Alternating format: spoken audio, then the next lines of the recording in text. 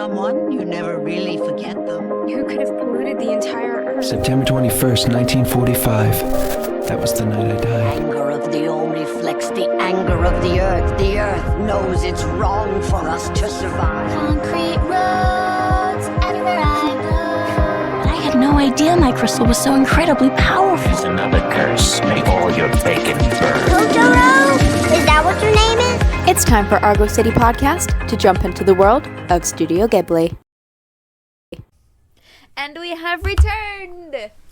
So, this week, we are doing one more Miyazaki one. We are doing From Up on Poppy Hill. This is one of the ones that I have heard of, but, well, kind of like all the ones that we ended up watching. It's one I hadn't gotten around to seeing. Well, and the IMDb description of the plot is kind of useless. What does it describe it as? They say it's a group of Yokohama teens look to save their school's clubhouse from the wrecking ball in preparation for the 1964 Olympics.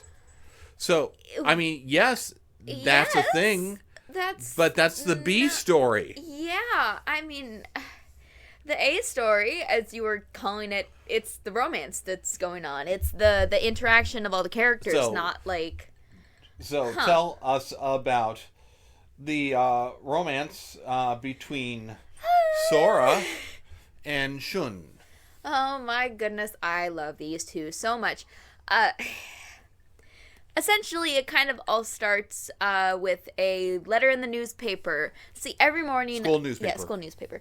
Every morning, Sora, she puts these flags into the air as like a message to her father, please come home safely. Her father died at war, so... They're flags for ships. I mean, yeah. These are real. This is real signaling flags that we're seeing. They're not making anything up. Oh, that's cool. I recognize them. I can't read them, but I recognize them. Yeah. And one day, and the one of the ships that keeps going by, it's responding to her, but she doesn't notice it because you can't see it from the garden.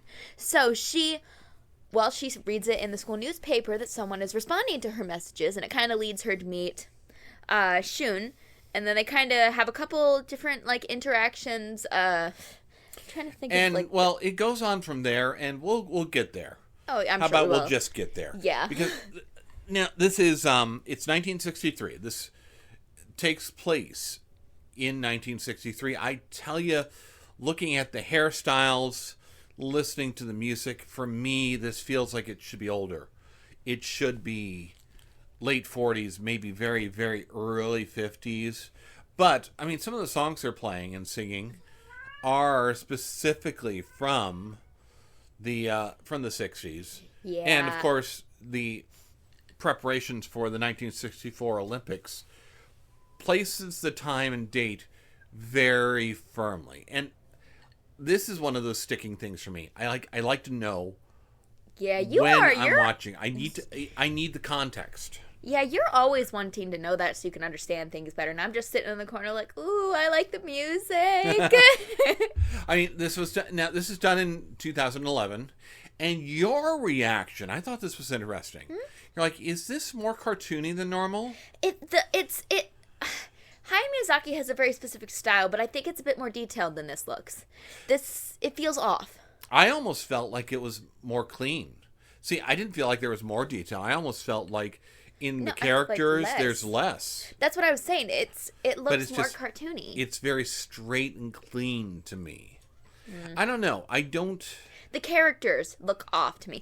I don't know if it's like just the way that a lot of these other ones tend to look. They tend to look a lot more detailed. This one, it looks so much more cartoony. And I don't know what that is. I mean, I genuinely don't know what that is because, like I said, it's 2011. So we're kind of at... It's a more recent one. Yeah, it's not like we're early Miyazaki, but it's also not like we're crazy late Miyazaki where, okay, maybe we're cutting corners. It's right there in the middle. Yeah, and you know the first thing that you said when we started this movie, Are you sure we haven't seen this one? That thumbnail looks really familiar. It does. Look, this is what... It's literally like, it's essentially This is what the poster for Whisper the Heart should be. And, like, the thing is that one of their thumbnails is literally that. It's literally just the... Yeah, I'm looking at it now, and you're right. It is that. I mean, the one that everybody sees, the one that's, like, the main one that's on all the DVDs and all the posters. It's the one with the cat. Yeah, her with the cat on the broom. But... It should have been. It should have been her that. with the dude on the bike. And that's why, even as we were scrolling through other stuff, like last week we were doing the documentary. Yes. And we were scrolling through stuff to try and find it. And I noticed that, and I'm thinking, oh, yeah, that's the one we saw, right? Maybe they fixed the thumbnail. No, I'm incorrect about that. They have not fixed the thumbnail. This is a different movie. So when this popped up this week, and I'm looking at the thumbnail, like, wait a minute, I'm so very confused. No, yeah, I really get that. You know, like, oh my gosh, this movie was really fascinating, and story aside, I love looking at all the stuff here. Details. Well, yeah, I love backgrounds. I always point out backgrounds, so it's interesting you're going into backgrounds. Dude, the backgrounds. Oh my god, everything. There was so much stuff. Like, Miyazaki is usually known for his, like, more outsidey, naturey stuff. And we got a bit of that in this, but not a lot. The amount of, like, let's say we're in the clubhouse, for example. You see books upon books. Everything is labeled. Everything is, like, all over the place. It reminds me of Howl's Room from Howl's Moving Castle. With the amount of, well, stuff shoved into every corner. Mm-hmm. It's like, I don't know. Something about that intricate of a detail is amazing.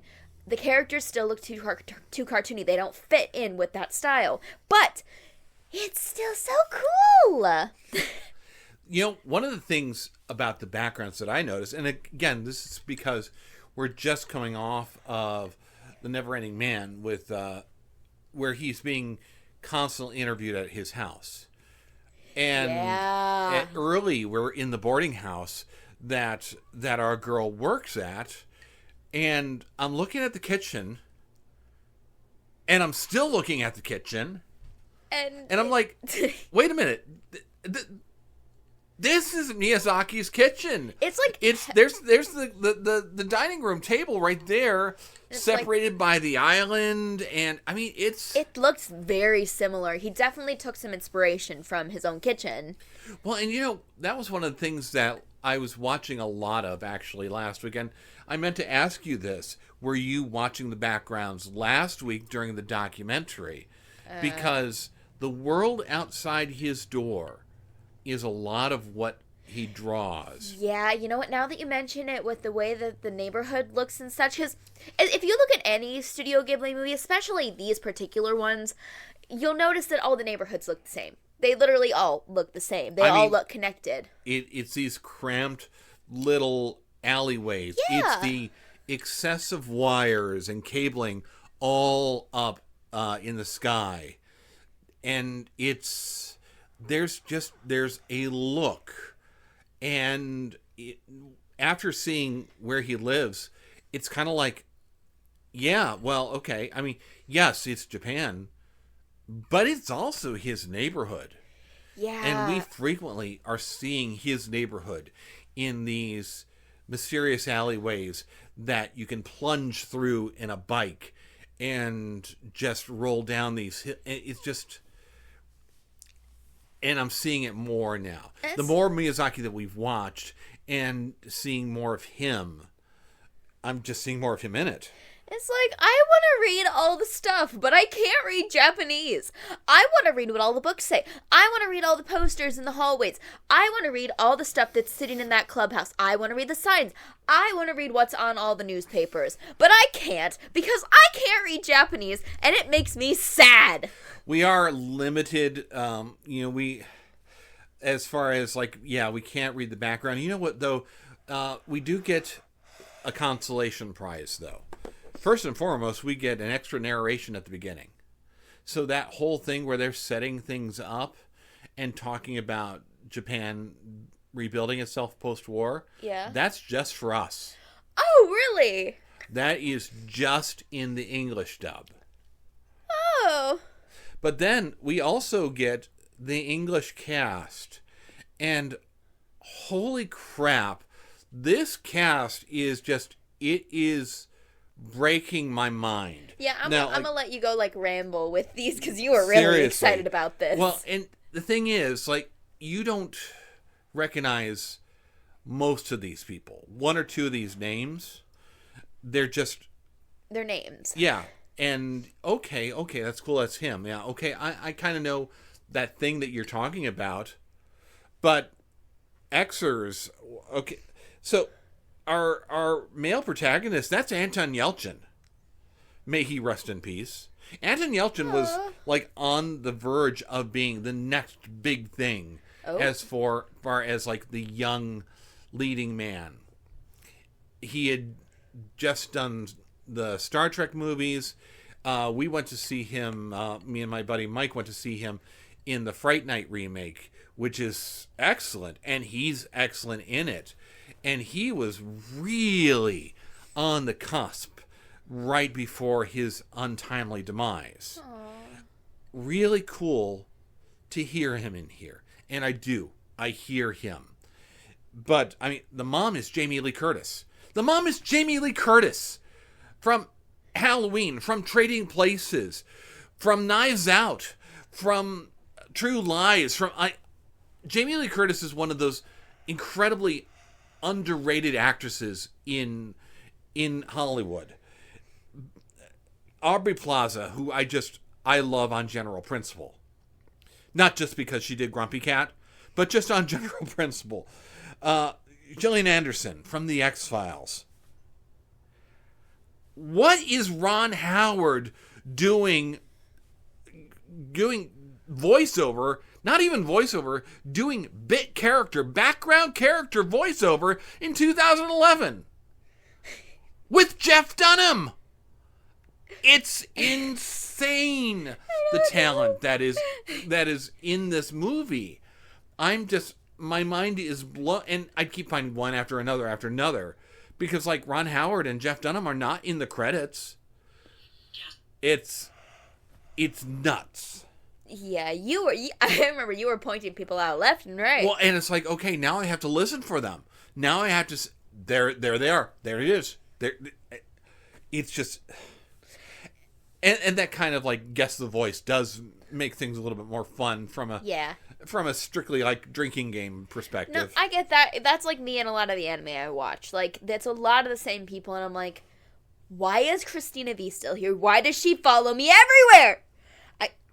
I don't know. I'm face palming in real life right now. I don't know why she keeps following me. But you know, the other thing, like even with this world, these characters feel so real. And I don't know what it is about this one in particular that feels so real. You know what? I think like it's probably the thing that first hit me is towards the beginning we get a scene where we have Sora. She's walking with her friend's waiting for her, and has a picture of the guy that jumped out of a window earlier that day. He's like, I want to go get this sign. Can you come with me so that I don't look weird? No, I don't care about that. And she just walks past her. That's like perfectly real life for you. It's like she just walks right past her like, no, that doesn't matter to me. And then her friend has to like persuade her into doing it, and she doesn't like give in right away. And it's like, that's what anyone would do. Absolutely, dude. My best friend and I are going to get like my record albums from Petra signed in September. Like literally, he just bought his tickets, and I'm like, yeah, I got mine too. So we're showing. But you know what? I think what it is that as opposed to a lot of what we expect from Miyazaki, this may feel more real because it's so mundane. That's true. We don't really have a whole lot of high stakes, magical-esque, like... Right. I mean, there's stakes, but they're normal people stakes. Yeah. They're normal people. There's heightened emotions, but they're normal people heightened emotions. And so it's cleaning up the clubhouse to try and keep the city from demolishing it. There's a girl who's leaving the boarding house and going on to bigger and better things. they're singing Red River Valley to spirit her away. Weird to see that in a Japanese context, because to me that's folk. That's an old standard. That was one of those songs that was always on the playlist when I was out playing with my father's band. Every week. It's like, even the humor on this, literally my favorite part, and I laughed for like a good minute on it. When our girls are initially going into the dirty clubhouse before it gets renovated, we walk in, and as all the boys are meeting up for like a giant meeting, oh, there's an X chromosome as she's running out, and I'm just sitting here like, oh my god! Like I said, it feels so real. Any of the boys at my middle school would have done that. I have no doubt in the slightest. I don't know if they'd be smart enough to do that, but I know that a few of them would do that. And I would do that, sure. That's that sort of smart humor, smart wordplay actually always appeals to me. And it's so, aside from the random bursting out in song, the humor in this is so normal. It's kind of like what you were saying. I think it's the fact that it's such mundane humor that I can see this happening in real life. And there's something special about that. I mean, to be fair, you and I live in a heightened reality as it is. Bursting into song in the middle of anything is actually pretty normal. Yeah, and everybody at my work knows that I do that. I'm always humming something, or sometimes I'll sing out the directions. I don't know. That's normal for me. But, yeah, and your eyes were going wide as I joined in with Red River Valley. You're like, how do you know this? It's like... I mean... So, we get to the second act twist. Shun is over at Sora's house for a something or another, a party or something. Is that the one where Gillian Anderson is going away?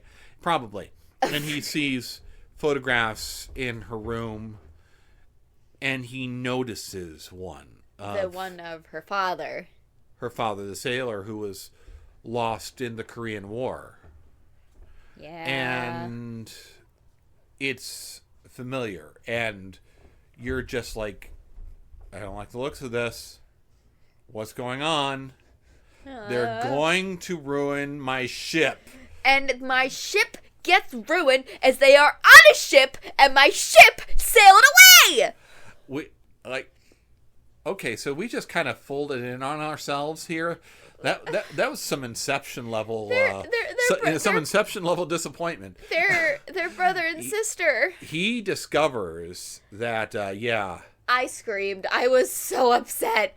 I loved them from the start. They were so cute. And he confronts his dad and asks, "Is this my real father?" All right, so I have to put a pin in that for a moment, because yes, it does ruin everything, and just but he keeps saying my real father, and I want to punch him in the face every time he does it.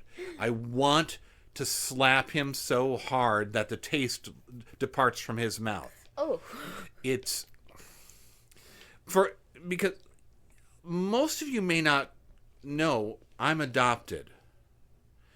And never, not once, during the entirety of my time with my parents, did I ever use the phrase real parents, real father, real mother to describe my biological parents.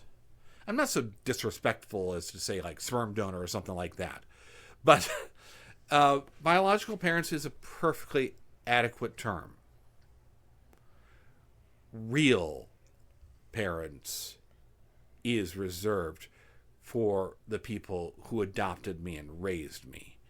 And the disrespect just bothers me so much, to an extent I can't even describe. It just enrages me. Yeah. So he keeps doing that. I'm glad when we're past it, because I'm not usually a stickler for policing language, but just this once, he does discover that, okay, so he was dropped off basically at the doorstep of his father by Sora's dad. And, well, things change. Things change. Okay. And she's seeing things change. Yeah, and I will say, I am really glad that they didn't lean into the incest thing, because a lot of animes do, and that bothers me. I know it's a difference of culture, but I'm really glad they're like, yeah, let's this just isn't go. cousins. Like, this is brother and sister. Yeah, I'm like, let's go back to being friends. Okay, so and she's like, did I do something wrong? No, it's just a small matter of you're probably my sister, so okay, so here's my thing. One of the popular animes that I watched a while back, it's called Brotherly Love, and they play into the whole incest thing, and I hate it so much. I don't even think it's stepbrother either. I think it's like literal siblings, and it's like, it's such a cool like harem thing and concept, but I can't. It's disgusting. I can't. And I was so sad. This whole aspect, this theme of fatherhood, is really significant here, though, too. And there's a moment where you mentioned the reason that she's flying these flags every day is I know he's not coming back, but this is me sending a signal for my father to come home. And then she has this dream. Oh, it's so sad. And that's exactly what's happened. She comes home. Her father's come home. Her mother is in the kitchen making breakfast.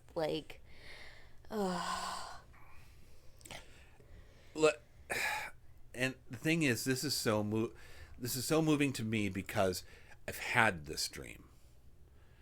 There's two times that, in particular, that I remember, and one was right after we lost my grandfather. And it was weird.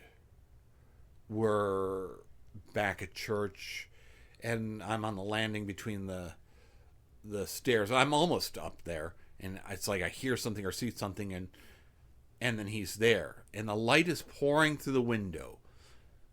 The shafts of light are there. The dust mites are floating in the air, and he's there. And I don't know why. But it's like, oh, look, if you just stay for a few minutes. Look, I will grab the banjo. We'll go have a tune. And I look away for a second and he's gone. And it's that kind of feeling. But the worst one was with my father. Because my father, towards the end of his life, developed dementia. Yeah. And at the very end, he was just a shell. And the dream was finding him in a dark, I can't even say a room. It's just in darkness. A dark abyss. At a table, at a chair, waiting for my mother. Oh. And he doesn't understand why he can't go on or why she can't come in yet. But it's because his soul has fled. Oh my God. But the body hasn't died yet. Those kind of dreams will just wreck you. And a decade later, I can't forget them. So when she has that kind of dream, it is a visceral reaction. It's one thing to see it if you've never experienced it. It will affect you on an entirely different level once you've been there. great. Now you're making me sob. Well, and that's the thing, because like this is not one of those movies where it's such a drag at the end. And we've had a couple of Miyazaki's. The Grave of the Fireflies. Where it's been a really bad ending. Even the Princess one from Mononoke. a couple weeks. Not Mononoke. Kyoka. Oh, no, right.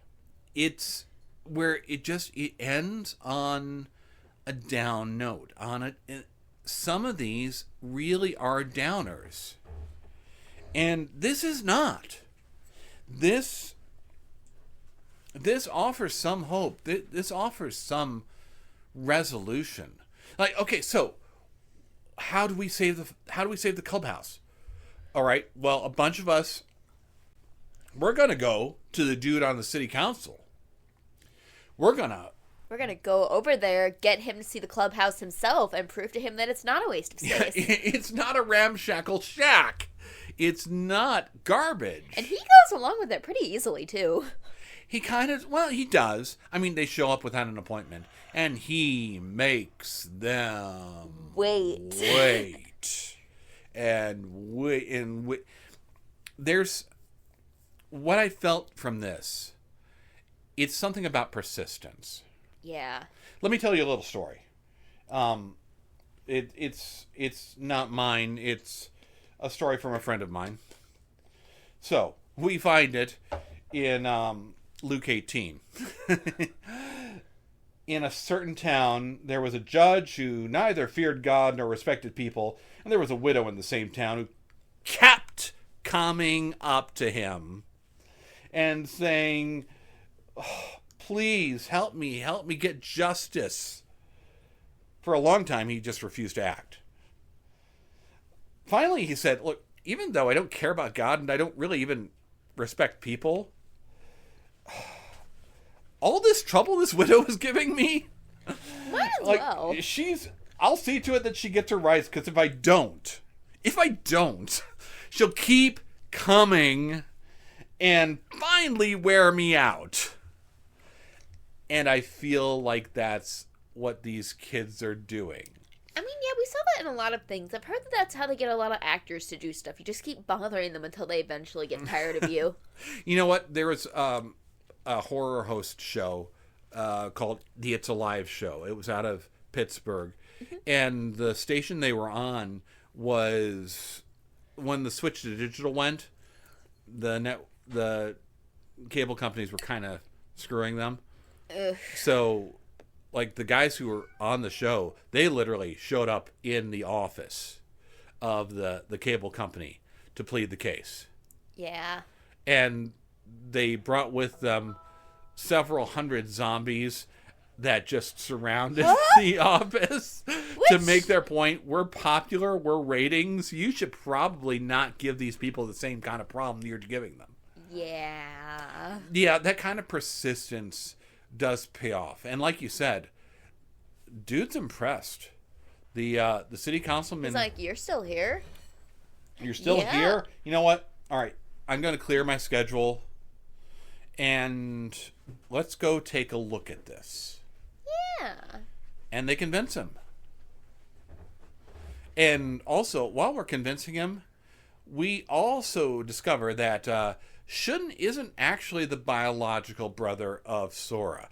It's a last-minute save where we discover, okay, he actually was adopted by Sora's father, but maybe he was a little too hasty. So he passed him on to another family. Like, without concerning the wife? So the thing is, like I said, it's not a downer ending. Everything is resolved. My ship can sail! So why am I not satisfied? I think part of it is because when the kids were initially grabbed towards the end of it, we're like, oh, we have information about the location of your father. And then the guy just tells them, yeah, you look like your parents. I was confused by that because that's not answering the question that we were told. I mean, they go and meet somebody that served with Sora's father. All the loose ends are tied up. But it feels so anticlimactic. I mean, we get a resolution, but we don't get a dun dun dun kind of. I mean, could that just be because it's set in the mundane world? You don't usually get a giant climactic ending. That's a really interesting observation. I wonder if that's it. If that's kind of the pin on it, that because this is so dedicated to everyday life, to just living, that we got to button up the story. We got to tie the loose ends, but let's then gently glide into the end.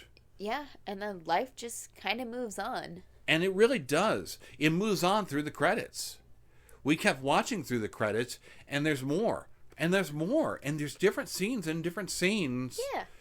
But it doesn't give us any more of that bang at the end. It's just, like you said, life just moves on. I think that is it for this week. Up on Poppy Hill. That was actually a really fun one. It really was. It's not, I don't think it's what either of us were expecting. No, not it's really. It's a really kind of weird entry into Miyazaki's work. But I think it's a good natural place to end by the Miyazaki retrospective, week. Yeah.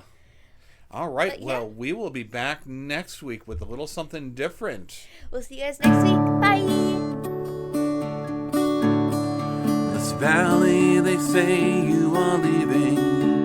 I will miss your bright eyes and sweet smile.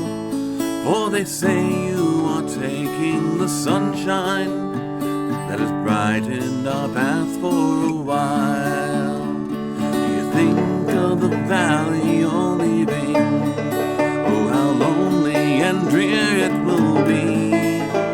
Do you think of the fond heart you're breaking and the sadness you've cast over me? For a long time, my dear, I've been waiting for the words that you never would say. And alas, my poor, you are breaking, for they tell me you're going away. As you go to your home by the ocean, may you never forget those sweet hours that we spent in the Red River Valley, and the love we exchanged with the flowers. Sit by my side if you love me. Do not hasten to bid me adieu. But remember the Red River Valley and the one that has loved you so true.